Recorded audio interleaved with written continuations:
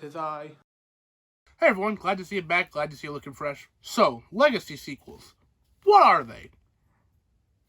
I don't know. So, Legacy sequels are when a film franchise gets a sequel long after what we expect a typical sequel to come out, which is about 2 to 4 years after.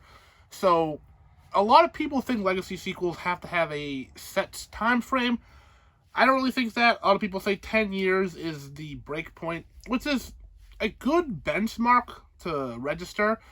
But say something like the Terminator franchise, I wouldn't say Terminators as they come out are legacy sequels, because they come out a long time after each other. Even though none of them have been full 10 years apart.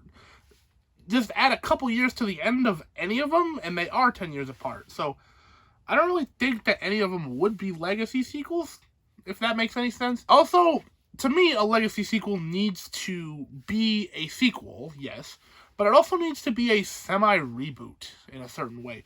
Not a full reboot. So something like the 2014 RoboCop wouldn't be talked about in the same conversation, because that's a full reboot. It has nothing to do, except for name-wise, with the original trilogy of RoboCop films, and so it wouldn't be included in this conversation. I want to talk about this new phenomenon because it's happening a lot more. Obviously, the whole joke of Hollywood's run out of ideas, we need to bring back old franchises. But the way it's done with a legacy sequel as opposed to just a reboot has fascinated me. We take a look at a lot of examples here.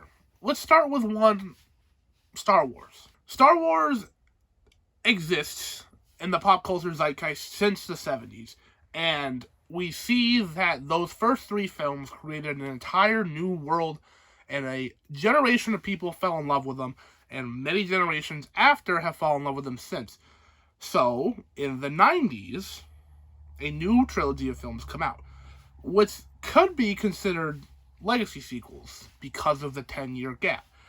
Now, I wouldn't necessarily consider the prequels legacy sequels because of the fact that they're prequels. I know I'm splitting hairs here, but we open the conversation of, is a prequel a sequel? That's a conversation for another day. We're just going to talk about the sequel trilogy, 7, 8, and 9. So the sequel trilogy comes out and starts in 2015 and is a sequel to episode 6, which came out in 1983. A pretty sizable gap there. So episode 7, being a direct sequel to that, in my mind, makes it Star Wars' first true legacy sequel. Yes, I know there's been spin-offs, and there's TV movies, and there's different TV shows, and whatever. Talking purely theatrical here. So, episode 7 comes out, and it starts this whole conversation. Well, it started. It really continues it. 2015 was a pocket full of legacy sequels. Great ones, in fact, that I'll get into more. So, Star Wars Episode 7 exemplifies what a legacy sequel can and should be. It embraces what came before, it adds a ton of new stuff, and it allows that new stuff to exist with the old in a way that doesn't harp on the original too much, and it allows lots of new characters and stories to breathe in. There's the whole conversation of whether or not Episode 7 is just a blatant copy of Episode 4. Star Wars copies itself all the time, but that's another conversation for another time. We're talking here about that idea. And like I said, 2015 was a great year if you were a legacy sequel fan, which is a strange thing to just proclaim. But 2015 also brought us Creed, one of my favorite films as well, a legacy sequel to the Rocky franchise. Now this is, again, where my 10-year thing I don't think holds water, because technically, Creed came out only 9 years after Rocky Balboa in 2006. So, does it count? Does it not count? I think it counts because of what it also is a semi-reboot called Creed. Yes, Rocky's in it, Rocky's a big part of it, but Creed is the focus. It pays homage to the originals, it embraces the originals, it builds off of that world, but it tells a new and interesting story.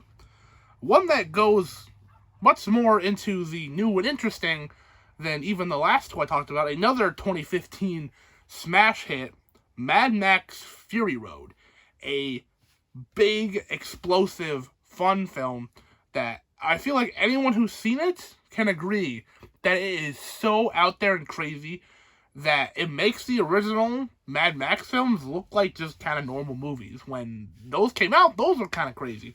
Except for maybe the first one. Watching them through, the second one really was a strange oddball. Looking back on it now, the second one seems kind of tame in comparison because of what Fury Road did. Now, Mad Max is a franchise that doesn't necessarily need to build off of itself per sequels, but it also is able to build and craft a world that seems new every time. So when Mad Max Fury Road comes out, it can be just another episode in Mad Max's life that it works in its own way. Now, all three of these films made money. Great, right? Great for the studios, great for us, because that means we could potentially see more. Now, Mad Max Fury Road has yet to see a sequel. We've been hearing rumors about Furiosa getting our own spin-off film. Great if that movie exists and comes out. Awesome, I'll see it. Creed 2. Great sequel to Creed.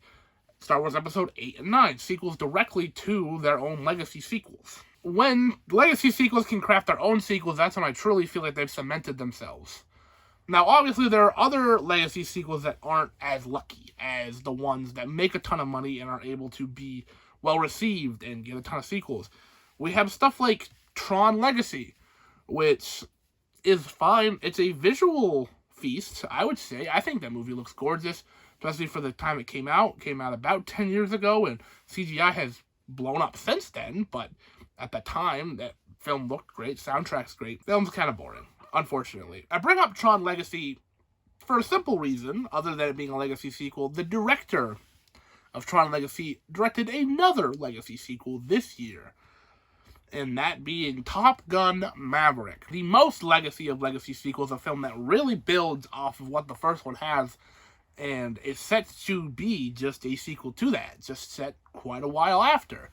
And what is the legacy of Top Gun? It's a fun, yet goofy, it's well-paced, yet there's not a lot of story. Top Gun Maverick knows all of its faults and just fixes them magically, seemingly crafting a new film and a new experience that, while it can exist on its own, really elevates the capacity of what the first film is capable. First film exists and is a relic of its time, a pretty good relic of its time, but still that.